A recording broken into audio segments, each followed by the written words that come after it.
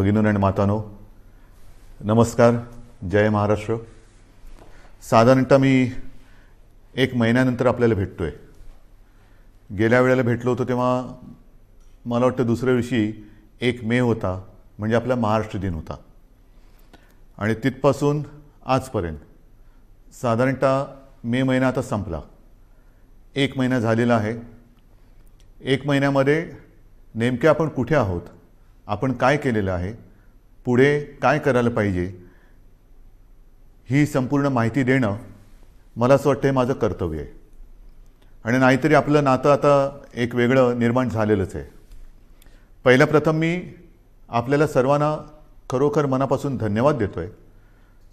कारण वर्ष दीड वर्ष अत्यंत अवघड असलेली गोष्ट आपण जिद्दीने आणि निश्चयाने पाळत आहात, ती म्हणजे स्वतःवरती काही बंधनं. आणि त्या बंधनाचा परिणाम आपल्याला अनुभवायला येतो आहे. पुढे काही बोलण्याच्या आधी नक्कीच एक 8-10 दिवसापूर्वी जे एक वादळ, आता ही वादळाची नावं कोण ठेवतं, कसं ठेवतं, काही वेळेला त्याचे उच्चार कसे करायचे, हा सुद्धा एक मोठा प्रश्न असतो. पण ते वादळ हे आपल्या किनारपट्टीला स्पर्श करून गेलं. असं म्हटलं जातं की गेल्या काही दशकातलं सगळ्यात भीषण असं ते चक्रीवादळ होतं. आपण त्या मानाने सुदैवी ठरलो की आपल्याला ते स्पर्शून गेलं.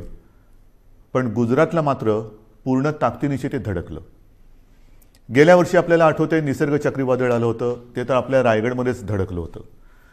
ही आता एक नवीन दुष्टचक्र किंबहुना दुष्ट चक्रीवादळं अशी दरवर्षी आदळायला लागलेली आहेत. किंवा कुठे आदळतील, काय काय विध्वंस करतील, सांगता येत नाही. आणि तो करत असताना मग आपली एक नाही म्हटलं तरी तारंबळ उडते. एक तर करोनाचं संकट, त्याच्यामध्ये हे वादळ, फार पंचायत असते. त्या संपूर्ण किनारपट्टीतल्या काही धोकादायक वस्त्या असतात त्यातील लोकांना हलवणं, बरं ते हलवताना कोविडचे नियम पाळणं, या सगळ्या फार गोष्टी विचित्र असतात. आणि त्याही परिस्थितीमध्ये आपल्या प्रशासनाने फार चांगलं काम केलेलं आहे. जनतेनेही चांगलं सहकार्य केलं आणि म्हणून आपण थोडक्यात निभावलो असं मी म्हणतो. आता प्रश्न येतो की हे वादळ आपल्याला स्पर्शून जरी गेलं तरी त्यांनी द्यायचा तो फटका दिलेलाच आहे. मी रत्नागिरी सिंधुदुर्गला जाऊन आलो. हो, मी धावता दौरा केला. कारण मी तिथे गेल्यानंतर एकतर हे वादळ येण्याच्या आधीपासून साधारणतः मिनटाला माहिती तर मी घेतच होतो.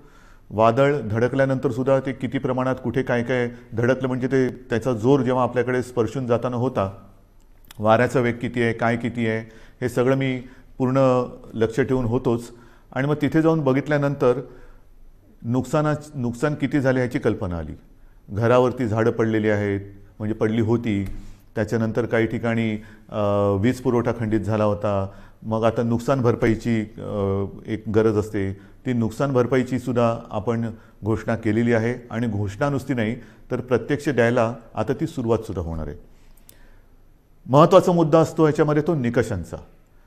मधल्या काळामध्ये माननीय पंतप्रधानांसमवेत जी एक बैठक झाली होती, त्या बैठकीत मी सांगितलं होतं की अशा या आपत्त्या येतात, आपत्ती मागून आपत्ती कधीतरी येते. पण कधी अशी आपत्ती आली, हे चक्रीवादळ आलं, मग पूर येतो, अतिवृष्टी होते, दुष्काळ असतो, तेव्हा केंद्राचे काही निकष आहेत, ज्याला NDRF आणि SDRFच्या निकषाप्रमाणे मदत हे एक परिमाण मानलं जातं.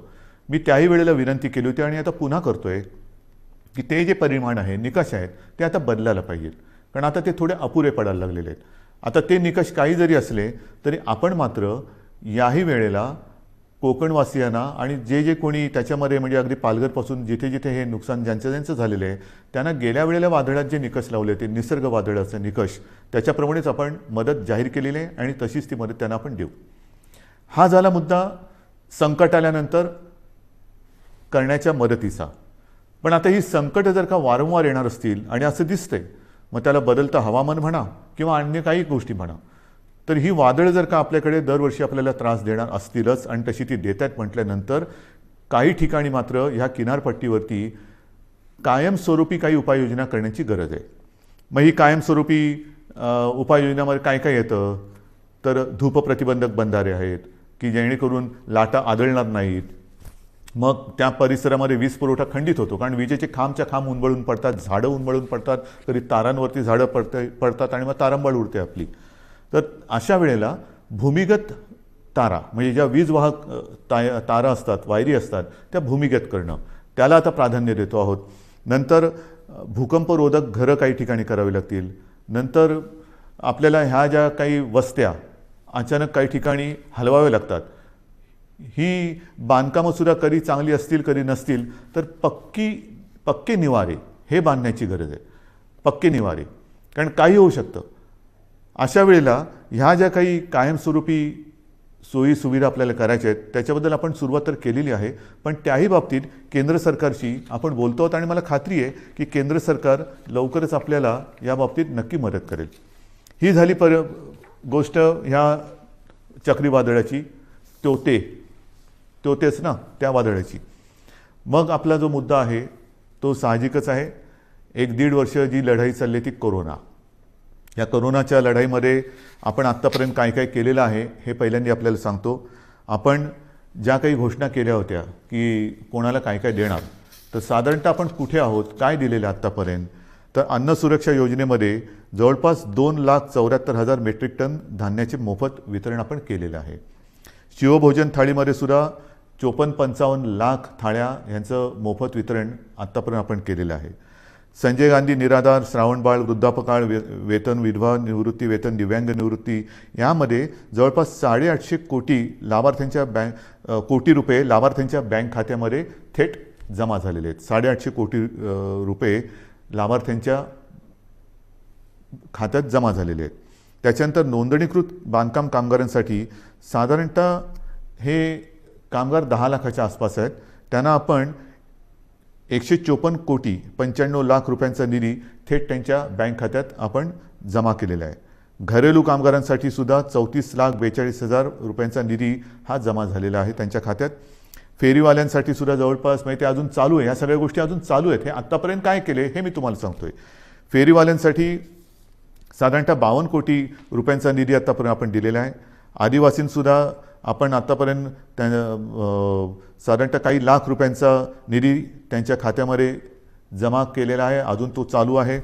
जिल्हाधिकारी यांना मी सुरुवातीलाच सांगितलं होतं की या काळामध्ये आपण 3300 म्हणजे 3,300 कोटी रुपयांचा निधी हा ह्या कोविड काळासाठी आपण त्यांच्यासाठी मंजूर केला होता, पण प्रत्यक्षात मात्र आत्तापर्यंत 3,865 कोटींचा निधी त्यांना आपण उपलब्ध करून दिलेला आहे. तर ह्या सगळ्या गोष्टी आपण ह्या संकटामध्ये सुद्धा न डगमगता पुढे करत चाललेलो आहोत की जेणेकरून आपलं राज्य, आपला महाराष्ट्र हा सुरक्षित राहायला पाहिजे आणि त्याचबरोबरीने त्याची आबाळसुद्धा होता कामा नये, गोरगरिबांची आबाळ होता कामा नये. याचं कारण आपल्याला सर्वांना माहिती आहे की निर्बंध लादल्यानंतर ते लादावे लागतात. फार त्याच्यासारखं वाईट काम असेल कोणतं असं मला वाटत नाही की लोकांवरती, जनतेवरती, आपल्या स्वतःच्या जनतेवरती निर्बंध लादणं. जी जनता आपल्यावरती प्रेम करते आहे, जी जनता आपल्याला आपलं मानते आहे, आपल्या घरातील एक मानते आहे, त्यांच्यावरती बंधनं लादणं यासारखं दुसरं कोणतेही कटू काम कोणाला करावं लागत असेल असं मला वाटत नाही. पण ते मला नाईलाजाने करावं लागते. आपल्या राज्याच्या आणि आपल्या सगळ्यांच्या जीवाच्या काळजीने आणि काळजीपोटी करावं लागते. बरं, आता ही त्याची तुम्हाला माहिती दिल्यानंतर साधारणतः आता काही जण असं म्हणत आहेत की आता लाट आहे ती खाली यायला लागलेली आहे, मग आता काय करणार, ही निर्बंध उठवणार का? तर याची सुद्धा मला एक तुम्हाला माहिती देण्याची आवश्यकता वाटते की नेमकं आपण कुठे आहोत. एक गोष्ट नक्की की गेल्या वेळेला मी आपल्याशी बोललो होतो त्याच्यात आणि आत्तामध्ये खूप फरक पडलेला आहे, नक्कीच पडलेला आहे. म्हणजे जर आपण पाहिलं तर आत्ता साधारणतः आजची म्हणजे 30 मे आजची जी परिस्थिती आहे त्याच्यात आपल्याकडे आज 18,000च्या आसपास रुग्णसंख्या आहे सापडलेली. मात्र अजूनही जी रुग्णसंख्या आहे ती एक 2-5 दिवसापूर्वीचा जर का आकडा पाहिला तर गेल्या लाटेमध्ये जी एक सर्वोच्च ज्याला आपण पीक म्हणतो ती जी संख्या होती तिच्या बरोबरीत आहे. आता थोडीशी कमी होते आणि आपल्याला कल्पना आहे की त्यावेळेला जे शिखर आपण गाठलं होतं ते सणासुदीच्या नंतर गाठलं होतं. ह्यावेळेचं शिखर हे सणासुदीच्या आधी आलेलं आहे. म्हणजे सर्वोच्च म्हणजे जो उच्चांक आहे त्याचीसुद्धा तुम्हाला एक तुलनात्मक मी हे सांगणारच आहे. परंतु आत्ता जर बघितलं तर साधारणतः 17 ते 19 सप्टेंबर 2020 च्या सुमारास आपल्या राज्यामध्ये 24,886 रुग्ण होते एका दिवसात सापडणारे. आता 26 मेची जर का आकडेवारी पाहिली तर त्या 26 मेला म्हणजे 4 दिवसापूर्वी साधारणतः 24,752 एवढे रुग्ण आपल्याला आत्ता 4 दिवसापूर्वी आढळलेले आहेत. हे 4 दिवसापूर्वीची गोष्ट आहे. आज साधारणतः ती 18,000पर्यंत आलेली आहे. अजून आता नवीन व्यवस्थित आकडे येतील. म्हणजेच काय की अजूनही आपण म्हणावं तेवढं खाली आलेलो नाही. गेल्या वेळेला जे एक सर्वोच्च जे पीक ज्याला म्हणतो आपण जे गाठलं होतं आणि ते खालून वरती आलं होतं, यावेळेला ही जी संख्या आहे ती वरून खाली आलेली आहे. म्हणजे तीही आकडेवारी माझ्याकडे असणार, मी तुम्हाला देतो ती पण आकडेवारी. एक गोष्ट दिलासादायक नक्कीच आहे. बरं, त्याच्या आधी सक्रिय रुग्णसुद्धा सांगतो. सक्रिय रुग्ण त्या काळामध्ये साधारणतः 3,01,752 होते. 26 मेला आपल्याकडे सक्रिय रुग्ण 3,15,042 आहेत. म्हणजे बरोबरीमध्ये आत्ता आपण आलेलो आहोत गेल्या वेळेच्या उच्चांकावरती. एक मात्र मी जे सांगतो तुम्हाला दिलासादायक गोष्ट ती नक्कीच आहे की रुग्ण बरं होण्याचं जे प्रमाण आहे ते त्यावेळेला 78% होतं, यावेळेला या दिवसांमध्ये 92% आहे. म्हणजे ही नक्कीच दिलासा देणारी ही गोष्ट आहे. मृत्यूदरसुद्धा गेल्या वेळेला साधारणतः 2.65% होता, यावेळेला 1.62%. म्हणजे ही एक थोडीशी चांगली वाईट जी काय गोष्ट आहे ती तुम्हाला मी आपल्या समोर मांडलेली आहे. एक गोष्ट लक्षात ठेवा, पुन्हा एकदा सांगतो की रुग्णसंख्या जरी कमी होत चाललेली असली तरी देखील गेल्या वेळेला सर्वोच्च जी रुग्णसंख्या होती तिच्या बरोबरीत आत्ता आपण आलेलो आहोत. त्यावेळेनंतर आपण काही काळ अजूनही तेव्हा कडक लॉकडाऊन केला होता, हा ठेवलेला होता. आता आपण निर्बंध लावतो आहोत, कडक लॉकडाऊन आपण केलेला नाही. पण हे मी तुम्हाला सांगत असताना जशी ही रुग्णसंख्या काही ठिकाणी किंवा बऱ्याच ठिकाणी कमी होत चाललेली असली तरी देखील महाराष्ट्रामध्ये मात्र काही जिल्हे असे आहेत की त्या जिल्ह्यांमध्ये काही कारणं असतील, निर्बंध थोडेसे शिथिल असतील, थोडंसं एक मोकळीक लोक जास्त घेत असतील, काही जिल्ह्यात रुग्णसंख्या हलकीशी वाढताना दिसते आणि ती मला थोडीशी काळजीची गोष्ट वाटते. कारण शहरी भागामध्ये हे प्रमाण कमी होताना दिसतंय, ग्रामीण भागामध्ये हे प्रमाण हलकं वाढताना दिसतंय. हे प्रमाण आता आपल्याला ताबडतोब थांबवावं लागेल. ह्याचं कारण असं की आपण जो एक अनुमान आहे आपल्याकडे की तिसरी लाट येऊ शकते, मग तिसरी लाट कोणात येणार, लहान मुलांमध्ये येणार का, आणखीन कुठे येणार का, तर तिसरी लाट ही अशी काय तारीख सांगून येणार नाही आहे. किती दिवसांनी येणार हे सुद्धा अनुमान आपल्याकडे नाही. हे संपूर्णपणे आपल्या वागणुकीवरती अवलंबून असणार आहे. व्हायरस तर आजही आहे. एक मुळामध्ये महत्त्वाचा फरक आणखीन लक्षात घेण्यासारखा आहे की गेल्या वेळेला जी लाट आली होती त्या लाटेतला व्हायरस आणि ह्या लाटेतला व्हायरस ह्याच्यामध्ये एक फरक पडलेला आहे. आपल्याला सर्वांना कल्पना आहे की आपल्याकडे म्युटेशन झालेलं आहे, म्हणजे त्या विषाणूंनी आणखीन एक अवतार घेतलेला आहे. आणि आता हा नवीन अवतारधारी विषाणू जो आहे त्यांनी अन्य काही देशांसमोर प्रश्नचिन्ह उभं केलेलं आहे की हिंदुस्थानातून आलेली लोक हे व्हायरस तर घेऊन येत नाहीत ना. कारण हा जो व्हायरस आहे तो फार वेगाने पसरतो, झपाट्याने ग्रासून टाकतोय. म्हणजे संसर्ग किंबहुना संसर्गित करण्याचा जो वेग आहे तो गेल्या विषाणूपेक्षा प्रचंड आहे, काही पटींमध्ये आहे. तो पटकन पसरतोय, वेगाने पसरतोय, झपाट्याने पसरतोय. आणि एकदा का ग्रासलं तर आणखीन एक गोष्ट थोडीशी या काळामध्ये लक्षात आलेली ती म्हणजे झपाट्याने तो ग्रासून टाकतोय, मात्र बरं व्हायला किंबहुना रुग्णाला बरं व्हायला उशीर लागतोय. ऑक्सिजनची आवश्यकता ही यावेळेला नक्कीच वाढली, कारण संख्या वाढली होती. जशी ऑक्सिजनची आवश्यकता वाढली त्याचप्रमाणे ऑक्सिजनची आवश्यकता नुसतीच वाढली नाही, तर ऑक्सिजनची आवश्यकता काही काळ म्हणजे दीर्घकाळ लागली. एखाद्या रुग्णाला ऑक्सिजनची आवश्यकता लागलीच तर काही जण सुदैवी आहेत ते पटकन त्यातनं निघाले बाहेर, पण काही जण हे ज्याला आपण लॉंग कोविड म्हणतो ते रुग्ण ह्या वेळेच्या लाटेमध्ये थोडे प्रमाणात गेल्या वेळेपेक्षा जास्त आढळत आहेत. तर ही एक नाही म्हटलं तरी तुम्हाला मी वस्तुस्थिती सांगितली की गेल्या वेळेची लाट आणि ह्या वेळेची लाट. आता तिसरी लाट त्याच्याबद्दल मी तुम्हाला नंतर सांगणारच आहे.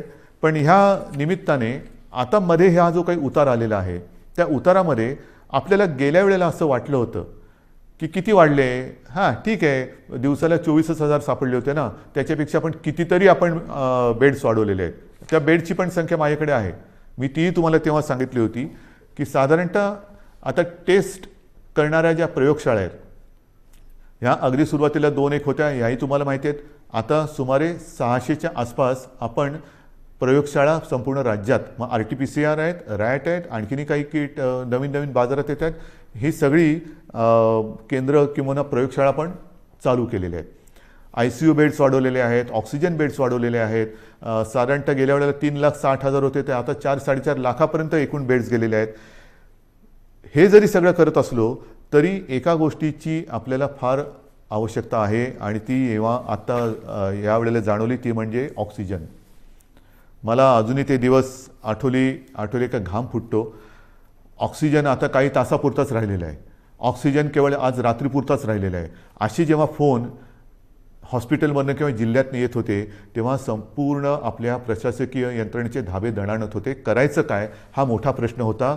ह्याचं कारण तुम्हाला सर्वांना मी मागेही सांगितलेलं आहे की आपल्या राज्यात ऑक्सिजन निर्मितीची क्षमता ही साधारणतः 1200 मेट्रिक टन आहे. 1200 ते 1250. आता आणखीन त्याच्यामध्ये काही जणांनी जसं काही साखर कारखान्याने ऑक्सिजन निर्मिती सुरू केलेली आहे, काही हॉस्पिटलमध्ये PSA प्लांट लागलेले आहेत. असे सगळे मिळून एक 1250 होतं तर 1300पर्यंत गेलेलो असू. पण प्रत्यक्ष आपल्याला यावेळेला ऑक्सिजनची आवश्यकता लागली ती 1700 मेट्रिक टन दर दिवसाला. म्हणजे आपण निर्मिती करत होतो 1200, त्याच्यामध्ये 500 अधिक लागले. बरं, या 1200मध्ये आपण उद्योगाचा ऑक्सिजन, ज्या उद्योगाला ऑक्सिजनची आवश्यकता लागते तो ऑक्सिजन पूर्ण बंद करून संपूर्ण ऑक्सिजन आरोग्यासाठी आणि या रुग्णांसाठी वापरला. तोही कमी पडला आणि मग मात्र जी काय आपली तारंबळ उडाली होती ही जामनगरमधनं मागो, भिलईतून मागो, रूरकेलामधून मागो, म्हणजे काही शेकडो ते काही हजारो किलोमीटर अंतरावरून आपल्याला ऑक्सिजन आणावा लागत होता. आजही तो आपण आणतो आहोत तसं पाहिलं तर. आणि आपल्याला कल्पना आहे, आपण बातम्यात पाहिलं असणार की इथून रिकामे टँकर्स हे केंद्राच्या मदतीने एअरलिफ्ट करून ते जे ऑक्सिजन प्लांट बाहेरच्या राज्यात आहेत तिथे नेत होतो आणि ते भरल्यानंतर मात्र आपल्याला ते रस्त्याने किंवा ट्रेनने आणावं लागत होते. ही संपूर्ण जी काय यातायात होती हे कशी आपण निभावून नेली ती त्या सगळ्या प्रशासकीय यंत्रणेचं एक कौतुक करावं लागेल. ऑक्सिजन ऑडिट करून ऑक्सिजनची गळती म्हणजे अतिरिक्त ऑक्सिजन जिकडे वापरला जात होता त्याच्यावरती निर्बंध आणले. हे सगळं फार तारेवरची कसरत होती. आणि मग माझ्या मनामध्ये आहे ते हेच आहे की जर का आत्ताचा जो अवतार बदललेला विषाणू आहे तो अजूनही पूर्ण त्याला आपण काबूत आणलेला नाही. गेल्या वेळेच्या उच्चांकाच्या बरोबरीने आज आपली रुग्णसंख्या आहे. यावेळेला तो जर का सुटला आणि काही पटीत आलेली लाट होती, म्हणजे यावेळेला साधारणतः तुम्हाला कल्पना आहे 66-67 हजार रुग्ण हे दर दिवशी आढळत होते. म्हणजे गेल्या वेळेला 24,000 होते, यावेळेला 66-67 हजार दर दिवशी रुग्ण आपल्याला आढळत होते, पॉझिटिव्ह रुग्ण आपल्याला सापडत होते. हा आता विषाणू जर का सुटला आणि पुन्हा तशा ह्याच्यात तिसरी लाट आली तर बाकी सगळं बेड्स वगैरे आपण वाढू, डॉक्टरची कमतरता ही तशीच असणार आहे. ऑक्सिजनची कमतरता पडली तर मग मात्र आपल्याला फार कठीण जाणार आहे. त्याच्यामुळे ह्या काही गोष्टी ह्या आपल्याला लक्षात घेऊन पुढची पावलं ही खूप सावधतेने टाकावी लागणार आहेत. बरं, हे कमी पडते की काय म्हणून ते आता नवीन आलेलं आहे म्युकॉरमायकोसिस, काळी फंगस. ही काळी जादू माहिती होती, काळी विद्या माहिती होती, आता काळी फंगस आलेली आहे. म्हणजे बुरशीसुद्धा, काळी बुरशी, म्युकॉरमायकोसिस. आता हा सुद्धा जो प्रकार आहे त्याच्यावरती सुद्धा साधारणतः आपल्या राज्यात 3-1 हजार रुग्ण त्याचे आहेत. ही काही साथ नाही आहे, पण त्याची कारणं ही सुद्धा आपल्या लक्षात आलेली आहे. आपल्या टास्क फोर्समध्ये त्यातले सुद्धा तज्ज्ञ डॉक्टर, मी गेल्या वेळेला सांगितलं आपल्या ठाण्याचे आशिष भूमकर, डॉक्टर आशिष भूमकर, त्यांचा समावेश केलेला आहे. असे त्या विषयातले तज्ज्ञ डॉक्टर आपण वेळोवेळी ह्या टास्क फोर्समध्ये घेतो आहोत, त्यांचं मार्गदर्शन घेतो आहोत आणि उपाययोजना, उपचार पद्धती कशी असायला पाहिजे, कशामुळे म्युकॉरमायकोसिस होतो. तर एक जे कारण त्यांनी सांगितलं ते म्हणजे साधारणतः या कोविडच्या काळात, म्हणजे ज्याला कोविड होतो, करोना होतो, त्या रुग्णामध्ये साखरेचं प्रमाण वाढतं. हा करोनाचा एक कदाचित साईड इफेक्ट असेल. आणि साखरेचं प्रमाण वाढलं असताना जर जास्त प्रमाणात आणि जास्त काळासाठी स्टिरॉइड दिलं गेलं तर मात्र म्युकॉर तर हवेमध्ये आहे, ही फंगस तर हवेमध्ये आहे, तर त्याच्यामध्ये आपल्या रक्तात जे फ्री आयन तयार होतं ते त्याला आकर्षित करतं आणि तिथून म्युकॉरमायकोसिसला सुरुवात होते. मग हे कारण त्यांनी सांगितलं. आणखीन काही कारण आहे का, आणखीन काय करू शकतो, तर ह्या सगळ्या गोष्टी आपण डॉक्टरना सांगतो आहोत. याच्यामध्ये आणखीन एक गोष्ट नव्याने आपण केलेली आहे, ती म्हणजे नवीन एक संकल्पना मी मांडली आणि तिला ते यश येते. माझा डॉक्टर. माझा डॉक्टर. माझा डॉक्टर म्हणजे काय, आपल्याला सर्वांना माहिती आहे की आपल्या कुटुंबाला एक फॅमिली डॉक्टर असतो. काही सर्दी खोकला वगैरे काही झालं तरी आपण पटकन, डॉक्टर मला जरा खोकला आलाय काय करू, डॉक्टर मला कालपासून असंच होते काय करू, हा माझा डॉक्टर हा एक असतो. आणि ह्या डॉक्टरना आपल्या कुटुंबातील जवळपास सर्व सदस्यांच्या तब्येतीची एक माहिती असते. कोणाला कसली ॲलर्जी आहे, कोणाला काय होतं, काय औषध दिलं तर काय त्याला चालतं, काय दिलं तर चालत नाही. त्या डॉक्टरना मी आवाहन केलं. जवळपास काही हजार डॉक्टर, म्हणजे सगळे जर का पकडले तर लाखाच्या आसपास डॉक्टर्स, त्यांच्याशी जसा मी आपल्याशी संवाद साधतोय तसा संवाद त्यांच्याबरोबर साधला आपल्यासोबतच्या तज्ज्ञ डॉक्टरांना घेऊन. आणि हे सगळे वाड्या वस्त्यांमधले डॉक्टर आहेत, पाड्यांमधले डॉक्टर आहेत, अगदी आपल्या गल्लीतले डॉक्टर असतील, आपल्या सोसायटीमधले डॉक्टर असतील, ह्या सगळ्या डॉक्टरना मी आता आवाहन केलं. त्यांनीसुद्धा प्रतिसाद दिलेला आहे. ह्याचं कारण असं की आता पावसाळा येतोय. पावसाळ्याचे साथीचे आजार ते तर आहेत आणि त्याच्यात कोरोना. तुम्हाला कल्पना आहे की लक्षणं तीच आहेत, सर्दी खोकला ताप घसा बसणं घसा दुखणं इतर पोट बिघडणं. आता हा नेमका रुग्ण ओळखणं हे फार मोठं काम आहे. कोविड आणि नॉन कोविड, पहिल्यांदा आपण कोणाकडे जातो, माझ्या डॉक्टरकडे, आपला डॉक्टर. आणि ह्या डॉक्टरची भूमिका आहे फार मोलाची आहे. कारण दोन गोष्टी आपल्याला आढळल्या की काही म्हणजे 70-75% कोविडग्रस्तांना कोणतीही लक्षणं नसतात. चांगली गोष्ट आहे. आणि तरी देखील कोविड पॉझिटिव्ह आहे म्हणून घाबरून अशी लोक हॉस्पिटलमध्ये जातात. मग आपण असं म्हणतो की अरे ह्यांना खरंच काही गरज नाही आहे. काही वेळेला तर कसल्या औषधाची गरज नसते, काही लोक असेच बरे होतात. पण ती लोक, असे रुग्ण हॉस्पिटलमध्ये बेड्स घेऊन बसतात आणि ज्यांना गरज असते त्यांना बेड्स मिळत नाहीत. मग आपण त्यांना विनंती करतो की ताई दादा कोणी असतील काका, तुम्हाला हॉस्पिटलमध्ये राहण्याची गरज नाही हो, तुम्ही घरच्या घरी जर शक्य असेल तर विलगीकरणात राहा की जेणेकरून तुमच्या कुटुंबियांना कोरोनाचा त्रास होणार नाही. पण जर का नसेल तर मग आपलं सरकारी जी काही क्वारंटाईनची सोय केलेली आहे त्याच्यामध्ये राहा, मात्र हॉस्पिटलमध्ये तुम्हाला राहण्याची गरज नाही. मग हे एका बाजूला असताना दुसऱ्या बाजूला आपण काही वेळेला म्हणतो की अरे मृत्यूदराचं काय, मृत्यूदर कसा कमी करायचा. मग त्याचं कारण असं येतं की रुग्ण उशिरा हॉस्पिटलमध्ये आला, घरच्या घरी त्याने अंगावर काढलं, दुर्लक्ष केलं, आला तो सिरियस झाला होता, त्याला आपण वाचू शकलो नाही. आणि मग तिथे ही महत्त्वाची भूमिका ही ह्या कुटुंबाच्या डॉक्टरनी करायचं आहे, माझ्या डॉक्टरनी, की हे नेमकं ओळखायचं कसं. त्याला औषधं देताना कोणती औषधं द्यायची, कोणाला कोणती औषधं देण्याची गरज आहे, अनावश्यक अनाठई आणि औषधांचा अतिरेक टाळा, हे सर्व तज्ज्ञ डॉक्टरांचं म्हणणं आहे. कारण नसताना औषधं देऊ नका, आवश्यकतेनुसारच औषधं द्या. स्टिरॉइड कोणाला द्यायचं, किती प्रमाणात द्यायचं हे नीट ठरवून द्या.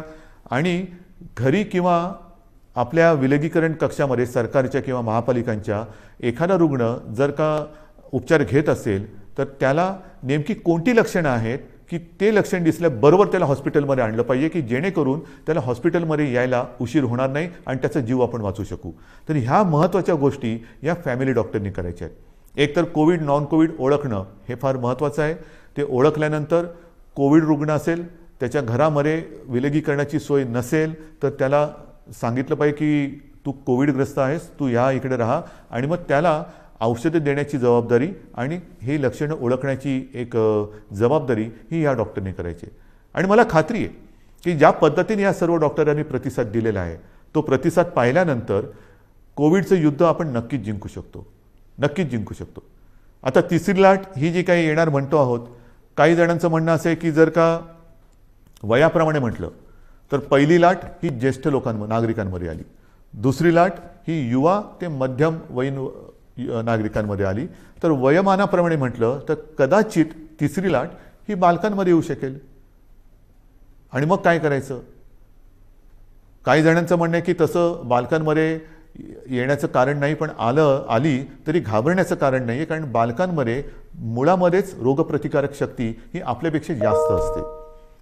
मात्र एक गोष्ट लक्षात घ्या की लहान मुलांमध्ये साथ ही येणार नाही, येऊ नये, येणारच नाही ही माझी प्रार्थना आहे. पण ती आलीच तर ती आपल्याच माध्यमातून येणार आहे. जशी आपण एक काळजी घेत होतो की आपल्यामुळे आपल्या घरातील ज्येष्ठांना ह्याचा संसर्ग होऊ नये, तशीच काळजी आता आपण घ्यायला पाहिजे की आपल्यामुळे आपल्या घरातील लहान मुलांना ह्याचा संसर्ग होता कामा नये. तर ही जर का काळजी आपण घेतली तर मला असं वाटतं आपण आपल्या बालकांना आणि आपल्या घराला सुरक्षित ठेवू शकतो. पण तरी देखील ही शक्यता लक्षात घेऊन महाराष्ट्रातल्या तज्ज्ञ बालरोग तज्ज्ञांचा सुद्धा मी टास्क फोर्स म्हणजे कृती दल तयार केलेलं आहे. डॉक्टर सुहास प्रभू हे त्यांच्या अध्यक्षतेखाली ही मी कृती समिती किंवा कृती दल तयार केलेलं आहे. त्यांच्याबरोबर सुद्धा माझ्या चर्चा सुरू आहेत. महाराष्ट्रातील सगळ्या बालरोग तज्ज्ञांची सुद्धा एक बैठक घेऊन झालेली आहे. त्यात सुद्धा काही हजार बालरोग तज्ज्ञ हे सामील झालेले आहेत.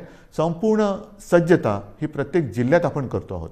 कुठेही सरकार म्हणून आपण कमी पडत नाही आहोत. सगळ्या सोयी सुविधा ज्या ज्या काही करण्याच्या गोष्टी आहेत त्या आपण करतो आहोत. मग महत्त्वाचा आणखीन एक प्रश्न येतो, तो म्हणजे लसीकरण. याची सुद्धा मी तुम्हाला कल्पना दिलेली आहे की साधारणतः 45 वरील वयोगटातील नागरिकांच्या लसीकरणाची जबाबदारी ही केंद्राने घेतलेली आहे. मात्र 18 ते 44 ह्या वयोगटातील नागरिकांची लसीकरणाची जबाबदारी ही राज्याने घ्यायची आहे आणि आपलं राज्य समर्थ आहे. मी पुन्हा एकदा सांगतो, साधारणतः 18 ते 44 वयोगटातील 6 कोटी नागरिक आपल्या राज्यामध्ये आहेत आणि त्या प्रत्येकाला 2 डोस हे जे द्यावे लागणार आहेत, 2 डोस म्हटलं तर 12 कोटी डोस लसीचे घेण्याची एक रकमी एका चेकनी आपली तयारी आहे. आणि जसजसा पुरवठा वाढेल तसतशी आपण लसीकरणाची प्रक्रियासुद्धा वेगात करू, क्षमता अधिक वाढू, 24 तास आपण ती चालू ठेवू आणि लवकरात लवकर या वयोगटातील नागरिक आपण सुरक्षित करू. मात्र त्याला एक मर्यादा आहे. आपली क्षमता आहे पण त्याला एक मर्यादा आहे. क्षमता मी सांगितली, मर्यादा साहजिकच आहे. लसीकरणासाठी लागणारी लस आणि त्याची उत्पादन क्षमता, अजूनही उत्पादन क्षमता आपल्याकडे ज्या लसी निर्माण होत आहेत त्यांची तेवढी झालेली नाही. जे काय मला सांगितलं गेलं होतं त्याच्याप्रमाणे जून महिन्यापासून या पुरवठ्यामध्ये वाढ होईल आणि तो पुरवठा सुरळीत होईल असं मला साधारणतः मे महिन्यात सांगितलं गेलं होतं. मे तर आता संपलेला आहे. आपल्याला लस नाही म्हटलं तरी प्रमाण हळूहळू वाढतं आहे. जसजसं हे प्रमाण वाढेल तसतसं आपण आपल्या या लसीकरणाचा वेगसुद्धा वाढवणार आहोत. आता या महिन्यामध्ये जेवढ्या लसी येतील त्या जास्तीत जास्त लसी आपण घेणार आहोत आणि तेवढ्या सर्व नागरिकांना आपण सुरक्षित करणार आहोत. आजपर्यंत साधारणतः 2 कोटीच्या वर म्हणजे 2.25 कोटी नागरिकांचं आपण लसीकरण केलेलं आहे. म्हणजे 12 कोटी जनतेत साधारणतः 2.25 कोटी नागरिकांना आपण लसीकरण केलेलं आहे. दुसरा डोस, पहिला डोस मधल्या काळामध्ये थोडीशी पंचायत झाली होती पण ती सुद्धा आपण करतोय, कारण ज्यांना पहिला डोस दिला त्यांच्यासाठी दुसरा डोस उपलब्ध नव्हता. मग आपण ते थोडंसं सांभाळून घेतलं आणि त्याकरता मधल्या काळात आपल्याला 18 ते 44 या वयोगटातील नागरिकांचं लसीकरण थोडा काळ स्थगित करावं लागलं होतं. लवकरच ते पुन्हा जोमाने आपण सुरू करणार आहोत. तर ही एक लसीकरणाची परिस्थिती आहे. उच्च शिक्षणासाठी जे परदेशी जाऊ इच्छितात त्या विद्यार्थ्यांसाठी सुद्धा आपण लसीकरणासाठी एक वेगळी सोय केलेली आहे, कारण त्यांचं टाईम टेबल हे वेगळं आहे. तिथल्या टाईम टेबलप्रमाणे तिथे त्यांना जर का पोचायचं असेल तर त्यांच्यासाठी सुद्धा आपण ती तशी सोय केलेली आहे. तर ह्या एक एक गोष्टी मी तुम्हाला सांगत जातोय. आता नेमकं असं आहे की ह्या सगळ्या गोष्टी चालू असताना विषय येतो तो आपला शिक्षणाचा, कारण शिक्षण हा सुद्धा एक महत्त्वाचा घटक आहे. याही बाबतीत आपल्याला कल्पना आहे की 10वीच्या परीक्षांच्या बाबतीत आपण निर्णय घेतलेला आहे की यावर्षी 10वीच्या परीक्षा न घेता त्याच्यासाठी सुद्धा आपण एक मूल्यांकन करून 10वीच्या विद्यार्थ्यांना आपण त्याप्रमाणे पास करणार आहोत. 10वीचा तर निर्णय घेतला, 12वीचं काय करणार? कारण 12वीचा सुद्धा निर्णय घ्यावा लागेल. तर 12वीच्या बाबतीत सुद्धा आपण एक आढावा घेतो आहोत. त्याच्या बाबतीत सुद्धा एक पद्धत काय ठरवता येईल ती सुद्धा आपण ठरवून लवकरात लवकर हाही निर्णय आपण घेणार आहोत. पण मला एक गोष्ट अशी वाटते की जशी 12वीची परीक्षा आहे की ज्या 12वीच्या परीक्षेवरती पुढचं शिक्षण अवलंबून असतं, मग नीटची परीक्षा असेल, इंजिनिअरिंगची असेल, आणखीन कसली असेल, इतर राज्यात जाऊन शिकण्याची वेळ येते. तर त्याकरता थोडं एक केंद्राने सुद्धा धोरण ठरवायला पाहिजे. ही परिस्थिती संपूर्ण देश नव्हे जग ग्रासून टाकणारी ही परिस्थिती आहे. 100 वर्षापूर्वी अशी परिस्थिती आली होती आणि त्याच्यानंतर ही परिस्थिती जिला आपण तोंड देत आहोत.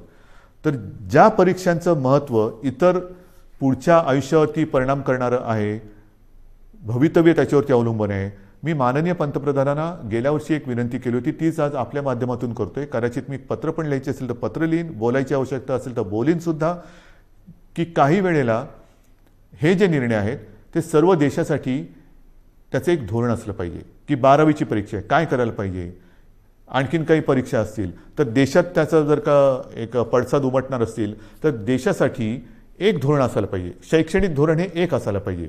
हा निर्णय हा केंद्राने एक घ्यायला पाहिजे. केंद्राने एक थोडंसं आम्हाला मार्गदर्शन करायला पाहिजे. 10वीचा निर्णय आम्ही घेतला, 12वीचं पण आम्ही घेणार आहोत, पण तो निर्णय देशभर सारखा पाहिजे. नाहीतर एखाद्या राज्यामध्ये समजा ही परिस्थिती आटोक्यात असली तर तिकडे परीक्षा होते, एखाद्या राज्यामध्ये परिस्थिती आटोक्याच्या बाहेर असेल तर परीक्षा होणार नाही. विद्यार्थ्यांचं नेमकं भवितव्य काय, तर त्याच्यात सुद्धा एक समानता असली पाहिजे. ठीक आहे, काही वेळेला राज्यांच्या परिस्थितीनुसार, जसं मी तुम्हाला सांगितलं की आज सुद्धा आपल्या राज्यामध्ये काही जिल्ह्यामध्ये परिस्थिती कोविडची आपण काबूत आणलेली आहे, काही मात्र ठिकाणी थोडीशी अजूनही वाढते आहे. असं काही राज्यांमध्ये आहे. काही राज्यांची परिस्थिती चांगली आहे, काही राज्यांमध्ये अजूनही वाढते, काही राज्य तशी स्थिर आहेत. तर धोरण मात्र एक असायला पाहिजे. आणि मी माननीय पंतप्रधानांना एकदा पुन्हा विनंती करणार आहे. पण त्याचबरोबरीने या गोष्टी ज्या आपण बघतो आहोत की साधारणतः लाटांमागून लाटा येत आहेत, मग काय करायचं. ऑफिसच्या बाबतीत जसं मी म्हटलं की वर्क फ्रॉम होम, तसंच शिक्षणाच्या बाबतीत सुद्धा काही क्रांतिकारक निर्णय आपल्याला घेण्याची गरज आहे.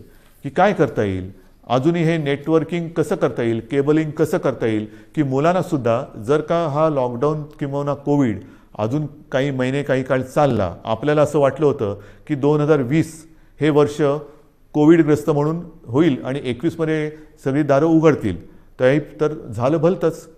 20पेक्षा अधिक मोठ्या प्रमाणावर ती लाट आली आणि ती लाट आल्यानंतर सणासुदीला अजून सुरुवात व्हायची, त्याच्या आधी ही मोठी लाट आली. पुढे कसं जायचं हा एक प्रश्न आहे. तो प्रश्न सोडवताना शिक्षणाचा प्रश्न कसा सोडवायचा, शिक्षण चालू राहिलं पाहिजे, तर त्याच्यासाठी शिक्षणामध्ये सुद्धा काही क्रांतिकारक निर्णय घेण्याची आवश्यकता आहे. आणि त्याही बाबतीमध्ये आपण निर्णय घेत आहोत, काही योजना तयार करतो आहोत. वर्क फ्रॉम होमसारखं शिक्षण कसं करता येईल, ऑनलाईन काय करता येईल का, ह्या सगळ्या गोष्टी आपण बघतो आहोत की जेणेकरून आपल्याला त्याच्यात त्रास होणार नाही. जसं मी तुम्हाला सांगितलं की तिसऱ्या लाटेची तयारी करताना मी गेल्या महिन्यामध्ये काही उद्योगपतींची बैठक घेतली होती, याही आठवड्यात मी घेणार आहे. की लॉकडाऊनसारखी परिस्थिती निर्माण झाली तरी देखील अर्थचक्र फिरलं पाहिजे. आणि अर्थचक्र फिरण्यासाठी उद्योगधंद्यांनी काय करायला पाहिजे, कामगारांची व्यवस्था कशी केली पाहिजे, ह्या जशा काही गोष्टी करायच्या आहेत तशाच काही गोष्टी आपल्याला शिक्षणासाठी सुद्धा कराव्या लागणार आहेत. आणि ह्या सगळ्या गोष्टी करत असताना आपल्याला सर्व काही हळुवारपणाने पूर्वपदावरती आणावंच लागेल. एक एक एक एक गोष्ट नाही तर प्रत्येक वेळेला कोरोना वाढला की लॉकडाऊन करा, कोरोना कमी झाला की कुलूप उघडा, म्हणजे मला फक्त तेवढंच एक चावीवाल्याची भूमिका करावी लागेल. अशी एकदा चावी फिरवा, अशी एकदा चावी फिरवा, हे काय काम आवडणारं काम नाही आहे. आपल्याला कोविडसोबत राहायचं नाही तर कोविडवरती मात करायची आहे. आणि म्हणून मला असं वाटतं की काही गोष्टी ह्या आता आपल्याला जाणीवपूर्वक कराव्या लागतील. मधल्या काळामध्ये एक थोडीशी शिथिलता आणण्याचा आपण प्रयत्न केला. ती शिथिलता, त्याचे दुष्परिणाम ते सुद्धा आपण बघितलेले आहेत. आणि मग काही गोष्टी ह्या आपल्याला अंगीकाराव्याच लागतील. ज्या 3 गोष्टी सातत्याने सांगतो, मास्क वापरा, हात धुवा, अंतर ठेवा, त्याबरोबरीने आपल्याला काही मोहिमा, जसं माझे कुटुंब माझी जबाबदारी, ही मोहीम आपण राबवली, यशस्वीपणाने राबवली, त्याचाही चांगला परिणाम आपल्याला मिळाला. आता पुढे काय करायचं, मला असं वाटतं जर का आपण ठरवलं, आणि आपण ठरवू शकतो, हे जे काही आपण नियंत्रण आजसुद्धा दुसऱ्या लाटेवरती आपण आणलेलं आहे. आज सर्वत्र देशात आणि परदेशात सुद्धा महाराष्ट्राचं कौतुक होते, महाराष्ट्र सरकारचं कौतुक होते. पण हे कौतुक केवळ सरकारचं नाही तर आपलं आहे, मायबाप जनतेचं आहे.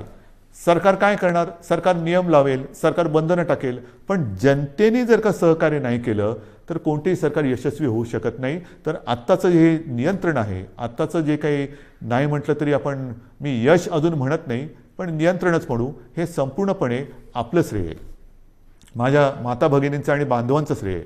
आपण सहकार्य केलं नसतं तर कोविडचा लढा आज दुसऱ्या वेळेला आपण काबूत आणू शकलो नसतो. अजून तो संपलेला नाही, पण मला खात्री आहे तुम्ही जिद्दी आहात, तुम्ही लढवय्ये आहात. तुम्ही एकदा जर का मनात आणलं तर ते तुम्ही करू शकता. आणि म्हणून मी तुम्हाला एक गोष्ट आणखीन सांगणार आहे की जसं माझे कुटुंब माझी जबाबदारी आपण एक मोहीम राबवली, मी जबाबदारी मोहीम राबवली, तसं जर का प्रत्येकाने ठरवलं, कारण मी आपल्याला बोललोच की आता शहरी भाग आणि ग्रामीण भागामध्ये ही लाट वाढते आहे. लाट म्हणजे थोडीशी रुग्ण वाढ होते. शहरांमध्ये आता नाही म्हटलं तरी बऱ्यापैकी नियंत्रणात आहे. पण शहरं काय आणि गाव काय, प्रत्येकाने जर का ठरवलं की मी माझं गाव करोनामुक्त करीन, करोनामुक्त गाव आपण नाही करू शकत. करोनामुक्त गाव जर प्रत्येक नागरिकाने जर ठरवलं की माझं घर मी करोनामुक्त ठेवीन, माझं घर करोनामुक्त, सगळ्यांनी ठरवलं माझं घर करोनामुक्त, तर ती वस्ती करोनामुक्त झाली. सर्व वस्त्यांनी जर ठरवलं की आपण करोनामुक्त राहायचं, गाव करोनामुक्त झालं. गावाने सर्व ठरवलं तालुका करोनामुक्त होणार, जिल्हा करोनामुक्त होणार, सर्व राज्य करोनामुक्त होईल. आणि होऊ शकतं, झालेलं आहे. माझ्यासमोर आता 3 नावं आहेत. एक तर आपल्याला सर्वांना कल्पना आहे, आपले पोपटराव पवार, हिवरे बाजार, त्यांनी त्यांचं गाव करोनामुक्त केलेलं आहे. त्याचबरोबरीने 2 तरुण मुलं आहेत, मला कौतुक आहे त्यांचं, नवीन सरपंच आहेत. एक आहे ऋतुराज देशमुख, सरपंच घाटणे, तालुका मोहोळ, आणि दुसरी आहे कोमलताई करपे, ह्या सुद्धा आंत्रोळी तालुका दक्षिण सोलापूरच्या. ह्या तिघांनी म्हणजे पोपटराव पवारांनी तर केलंच, पण ह्या दोघांनी 2 तरुण मुलं आहेत, ह्या दोघांनी आपापलं गाव करोनामुक्त केलंय. मग मुलं करू शकतात तर आपण नाही करू शकत. आजपासून आपण निश्चय केला पाहिजे की गाव करोनामुक्त करायचं, करोनाला थारा द्यायचा नाही. संपूर्ण सरकारी यंत्रणाही तुमच्यासोबत आहे. ज्या ज्या काही गोष्टी केल्या मी या तिघांशी बोलणार आहे, पोपटरावांशी बोलणार आहे, ऋतुराजशी बोलणार आहे आणि कोमलताईशी सुद्धा बोलणार आहे की काय नेमकं तुम्ही केलं. आणि जर शक्य असेल तर मी एकदा जसं मी आज तुमच्याशी बोलतोय फेसबुकवरनं, तसं या तिघांनाही तुमच्याशी बोलायला लावणार आहे. मी आपल्या राज्यातल्या सर्व सरपंचांना सांगतोय की या 2 सरपंचांनी जर त्यांचं गाव करोनामुक्त करू शकले तर आपण आपलं गाव का नाही करोनामुक्त करू शकत.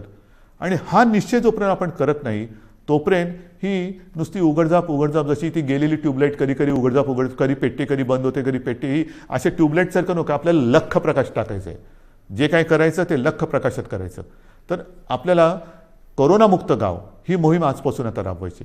माझं घर करोनामुक्त पाहिजे, माझी वस्ती करोनामुक्त पाहिजे, माझं गाव करोनामुक्त पाहिजे, जिल्हा करोनामुक्त पाहिजे. आणि सर्व जिल्हे करोनामुक्त झालं तर माझा महाराष्ट्र करोनामुक्त होणार आहे. आणि मग महाराष्ट्राचं उदाहरण इतर राज्यांनी घेतलं तर देश करोनामुक्त होणार आहे. सुरुवात कोणीतरी करायला पाहिजे, ती सुरुवात महाराष्ट्राने करायला पाहिजे. कारण दरवेळेला आपण म्हणतो की महाराष्ट्र हा देशाला दिशा दाखवतो. ही दिशा आता दाखवण्याची वेळ आलेली आहे. गाव आपल्याला करोनामुक्त हे करावंच लागेल. आणि हे मला खात्री आहे की आपण केल्याशिवाय राहणार नाही. आज मी आपल्याशी बोलताना पावसाळा तोंडावर आहे, कृषीचा हंगाम सुरू होतोय. हंगाम सुरू होतं म्हटल्यानंतर मला तमाम शेतकरी दादांना सांगायचे की गेल्याही वर्षी महाराष्ट्राच्या अर्थव्यवस्थेला तुम्ही मोठा हातभार लावलेला आहात.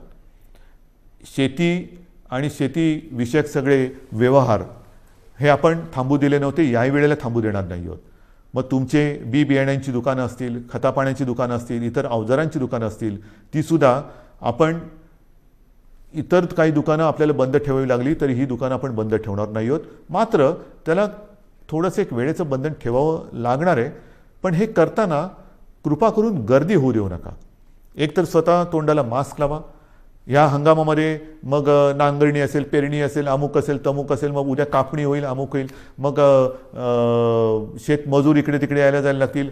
पण ही सगळी जी वर्दळ आहे ती वर्दळ करताना कोरोनाविषयक ज्या काही नियमावली आहेत त्या कृपा करून पाळा.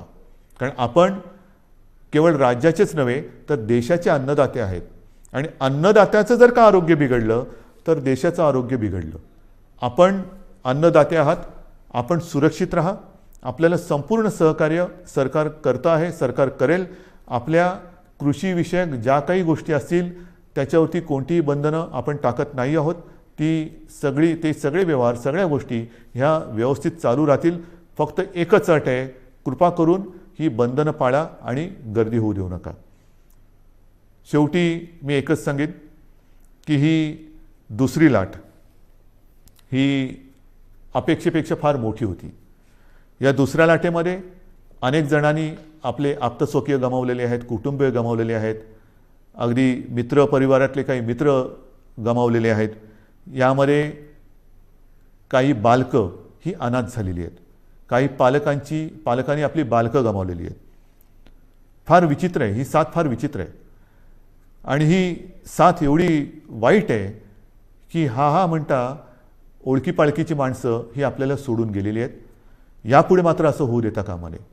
जी बालकं दुर्दैवाने अनाथ झालेली आहेत त्या बालकांसाठी केंद्र सरकारने एक योजना जाहीर केलेली आहेच, पण तरी देखील आपलं राज्य सरकारसुद्धा एक योजना करते आहे.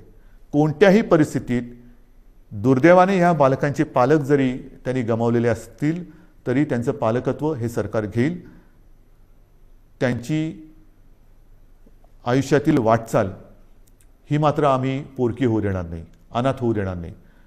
ह्या अनाथ बालकांना जिथे जिथे शक्य असेल तिथे तिथे सर्व पावलोपावली परोपदी सरकार समर्थपणाने त्यांना साथ देईल. शिक्षण असेल, इतर काही असेल, राहण्याची गोष्ट असेल, काही असेल, ही योजना आम्ही आता तयार करतो आहोत आणि ती योजनासुद्धा आपण लवकरच जाहीर करून त्याची अंमलबजावणी करू. बांधवांनो, भगिनींनो आणि मातांनो, दुसऱ्या लाटेवरती आपण नियंत्रण आणतो आहोत. मात्र हे नियंत्रण आणत असताना काही जण कदाचित कुरबुर करतील, कारण अजून नाईलाजाने आपल्याला हे निर्बंध पुढचे 15 दिवस वाढवावे लागत आहेत. हे वाढवल्यानंतर म्हणजे 15 जूनपर्यंत हे वाढवावे लागतच आहेत. नुसते निर्बंध वाढवत नाही आहोत, तर आता आपण जिल्ह्यानुसार आढावा घेऊन काही जिल्ह्यात हे निर्बंध कदाचित कडक करावे लागतील, काही जिल्ह्यात कदाचित हे निर्बंध थोडेफार आपण शिथिल करू शकू. पण या शिथिलतेचा अर्थ सर्व काही संकट गेले असं समजू नका. गेल्या वेळेला पहिल्या आणि दुसऱ्या लाटेच्या मधला जो काळ होता त्याच्यामध्ये मोर्चे, समारंभ, इतर काही गोष्टी, लग्नसराई हे आपण फार मोठ्या प्रमाणावरती नाही म्हटलं तरी झालं. ग्रामपंचायतीच्या निवडणुका झाल्या आणि नंतर मात्र ती दुसरी लाट अपेक्षेपेक्षा काही पटीत जास्त आली. आता हळूहळू काही लोक सुरू होतील की हे उघडा, ते उघडा, अमुक नाही केलं तर आम्ही रस्त्यावरती उतरू, मग आम्ही करोना काय बघणार नाही, हे उघडलं नाही तर आम्ही तसं करू. त्यांना मी सांगतोय, कृपा करून तुम्ही ह्या गोष्टी अशा करू नका.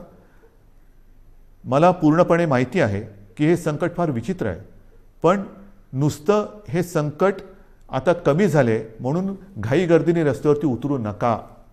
कारण जर का रस्त्यावरती उतरणार असाल तर मी म्हणेन कोरोना योद्धे म्हणून उतरा, कोरोना दूत म्हणून उतरू नका.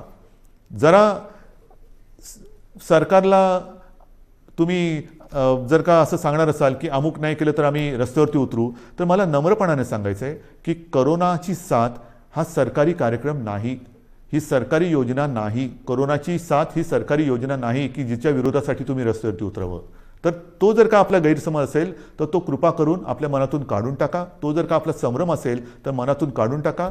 दुर्दैवाने आपल्या आजूबाजूला बघा, ज्या घरामध्ये काही बालकं अनाथ झालेत, काही पालकांची मुलं गेलेली आहेत, हे निर्बंध तर आपण उठवणार आहोतच, पण निर्बंध उठवल्यानंतर सुद्धा घरातील कर्ता गमावलेले आहे त्या कुटुंबाकडे सुद्धा आपल्याला लक्ष द्यावं लागणार आहे. तर हे रस्त्यावरती उतरणं म्हणजेच तिसऱ्या लाटेला आमंत्रण देणं आहे. तर त्या तिसऱ्या लाटेचे आमंत्रक आपण होऊ नका, तिसऱ्या लाटेचे निमंत्रक आपण होऊ नका.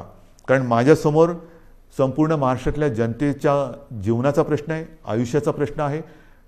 मी पुन्हा एकदा सांगतो, हे निर्बंध लादणं यासारखं कटू काम दुसरं कोणतं असूच शकत नाही.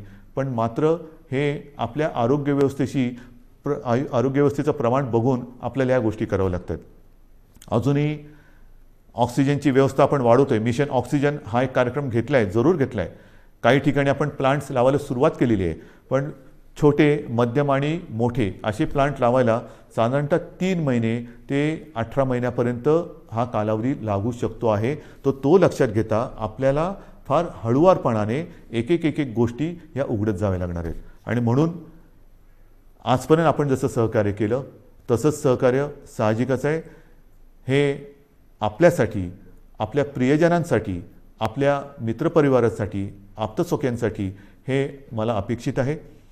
मी अधिक नुसतं निर्बंध लादायचे म्हणून लादणाऱ्यातला नाही, हे पुन्हा एकदा नम्रपणाने सांगतो. मात्र काही वेळेला हा बदललेला विषाणूचा अवतार बघून आपल्याला फार हळुवारपणाने हे निर्बंध उघडावे लागतील. विशेष म्हणजे तिसरी लाट जर का काही तज्ज्ञांच्या मते मुलांमध्ये येणार असेल तर पुन्हा हा काळ शाळा सुरू होण्याचा आहे. हाही एक विचार आपल्याला करावा लागणार आहे. या सगळ्या गोष्टीचा विचार करून तिसऱ्या लाटेचा प्रभाव किंबहुना तिसरी लाट येऊच नये त्याच्यासाठी प्रयत्न करणं गरजेचं आहे. आणि मला खात्री आहे, मी पुन्हा एकदा सांगतो की करोनामुक्त गाव ही योजना जर का आपण सफल केली तर तिसरी लाट आपण येऊच देणार नाही. कारण 2 वेळा आपण हे करून दाखवलेलं आहे. पहिली लाटसुद्धा आपण नियंत्रणात आणून दाखवली, दुसरी लाटसुद्धा आपणच नियंत्रणात आणून दाखवली. आता 2 वेळेचा अनुभव लक्षात आल्यानंतर काय केल्यानंतर काय होतं, त्याच्यामुळे काय करावे आणि काय करू नये हे आपल्याला चांगलं कळलेलं आहे. आणि ते कळल्यानंतर मला खात्री आहे सगळ्यांनी जर का जिद्दीने ठरवलं की माझं घर मी करोनामुक्त करेन, माझं गाव मी करोनामुक्त करेन, माझं जिल्हा करोनामुक्त करेन, माझं राज्य करोनामुक्त करेन, हा जर का निर्धार आपण केला तूर्त मी आपली रजा घेतो. विकासाचा ध्यास म्हणजे